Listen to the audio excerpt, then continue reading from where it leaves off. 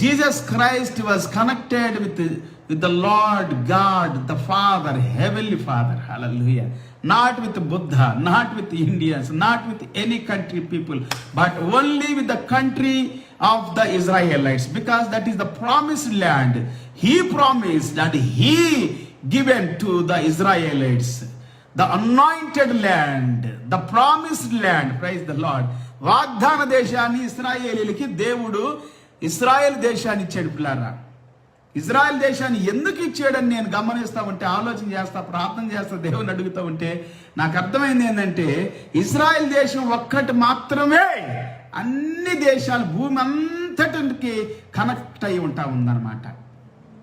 ప్రతి దేశాన్ని కలుపుకుంటా ఉంది. యూరోప్ కంట్రీస్ని కలుపుకుంటా ఉంది, ఆఫ్రికన్ కంట్రీస్ని కలుపుకుంటా ఉంది, ఇటు ఏషియన్ కంట్రీస్ని కలుపుకుంటా ఉంది. మిడిల్ ఈస్ట్లో ఉండి ఈ యొక్క ఇశ్రాయెల్ దేశం అనేటువంటిది అన్ని దేశాలకి ఆశీర్వాదకరంగా ఉంది.